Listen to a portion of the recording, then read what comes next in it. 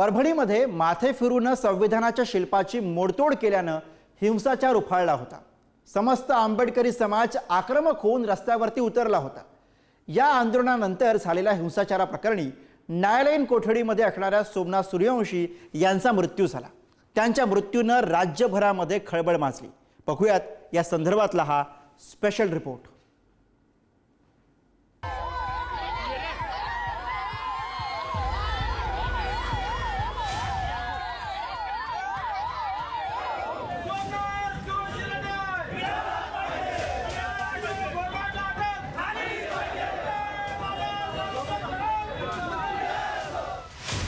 परभणी हिंसाचार प्रकरणी न्यायालयीन कोठडीत असलेल्या सोमनाथ सूर्यवंशी यांच्या मृत्यूवरून नवा वाद उफाळलाय।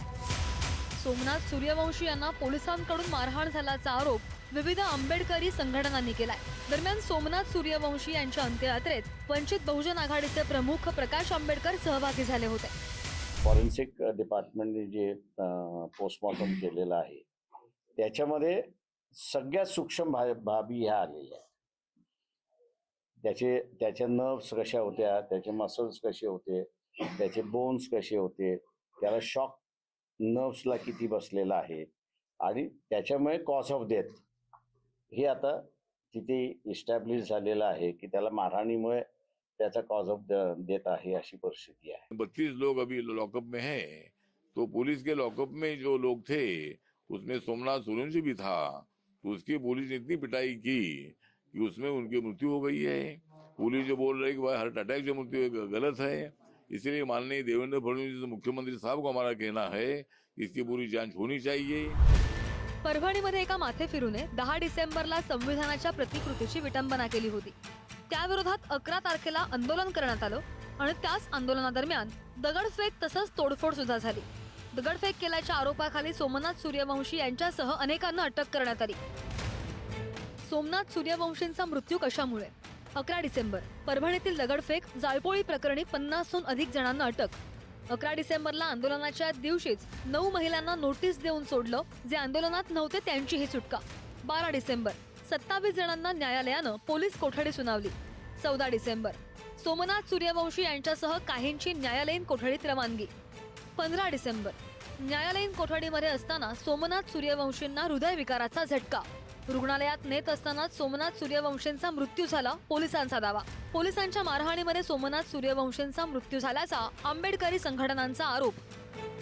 संविधान फोडले नाही, ते जीव मारतात नाही, ते तर काही करतात। त्यांना पोलीस प्रशासन त्यांना संरक्षण मध्ये ठेवतात, पोलीसच्या बंदोबस्तीमध्ये ठेवतात। आणि माझ्या गरीबाच्या लेकराला न कशात असता माझं लेकरू कॉलेजला शिकाय असता, माझ्या लेकराला ह्यांनी जीव घेतात म्हणजे हे सरकार हाय, हे कायदा हाय, कसले नियम आहे ती सरकाराचे? दगडफेकीमध्ये त्याला अटक करण्यात आलेली आहे, पण त्यांनी सरकारने आम्हाला सीसीटीव्ही फुटेज दाखवले पाहिजे। कुठल्या दगड मारताना तो अटक झाला का किंवा कुठे जाळपोळ करताना अटक झाला का, सरकारने दाखवलं पाहिजे। विनाकारण त्याच्यावरती कसलेही आरोप लावता येते। परभणीमधील आंदोलक सोमनाथ सूर्यवंशी यांच्या मृत्यू प्रकरणाचे पडसाद राज्यभरात उमटले। सोलापूरमध्ये रिपब्लिकन पार्टी ऑफ इंडियाच्या वतीनं निषेध आंदोलन करण्यात आलं। नांदेडच्या अर्धापूर तालुक्यामध्ये बंद पुकारात आंबेडकरी अनुयायांकडून रास्ता रोको करण्यात आला। यवतमाळमध्ये सुद्धा आर्णीमध्ये कडकडीत बंद ठेवून निषेध वर्तवण्यात आला। वाशिमच्या मालेगावमध्ये शेलू फाटा इथं आंबेडकरी अनुयायांनी रास्ता रोको करत महामार्ग रोखून धरला। मुंबईच्या दहिसरमध्ये आरपीआयच्या आठवले गटाकडून मोर्चा काढत दुकानं बंद करण्यात आली। अमरावतीमध्ये बसपाच्या वतीनं जिल्हाधिकारी कार्यालयासमोर निदर्शनं करण्यात आली। जालन्यामध्ये सुद्धा आंबेडकरी संघटनांनी संभाजीनगर जालना मार्गावर रास्ता रोको केला, तर धुळ्यातील आंबेडकरी अनुयायांनी डॉक्टर बाबासाहेब आंबेडकर पुतळ्याजवळ धरणे आंदोलन केलं।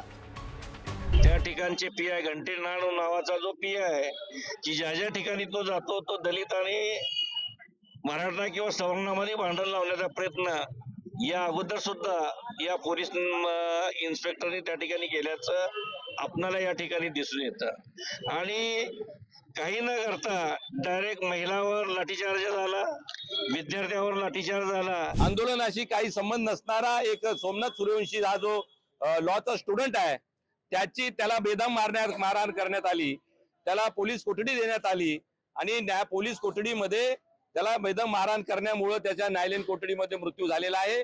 आणि त्याच्या निषेधार्थ आज आम्ही हे शांततामय आंदोलन या ठिकाणी आम्ही करत आहोत. परभणी येथील झालेली घटना, संविधानाच्या पुस्तकाची जी विटंबना झाली त्याच्यानंतर तिथील जो पोलीस प्रशासन आहे, PI जो गव्हर्नमेंट, याने फाउंडिंग ऑपरेशनच्या नावाखाली बौद्ध वस्त्यावर जाऊन त्यांनी महिलावर पुरुषावर अमानुष छळ केला, लाठीचार्ज केला. त्या लाठीचार्ज मध्ये आमचा एक भीम सैनिक सोमनाथ सूर्यवंशी हा मृत्युमुखी पडला. त्याच्या विरोधात आम्ही आज शांततेने इथं चंदनझिरा परिसरामध्ये हवेवर निर्देशन करून आंदोलन करून रस्ता रोको केलेला आहे. आमची एक प्रमुख मागणी असेल की तेथील संबंधित अधिकारी त्यांना निलंबित करण्यात यावं. सोमनाथ सूर्यवंशी या तरुणाचा न्यायालयीन कोठडीत झालेला मृत्यू हृदयविकाराच्या झटक्यानं झाल्याचा दावा पोलीस करतायत. तर आंबेडकरी चळवळीच्या नेत्यांनी हा दावा फेटाळून लावत पोलिसांच्या मारहाणीमुळे सूर्यवंशी यांचा मृत्यू झाल्याचा आरोप केलाय. त्यामुळे आता सूर्यवंशी यांच्या शवविच्छेदनाच्या अहवालामधून काय समोर येतं याकडे आंबेडकरी संघटनांचं लक्ष लागलंय. ब्युरो रिपोर्ट, पुढारी न्यूज.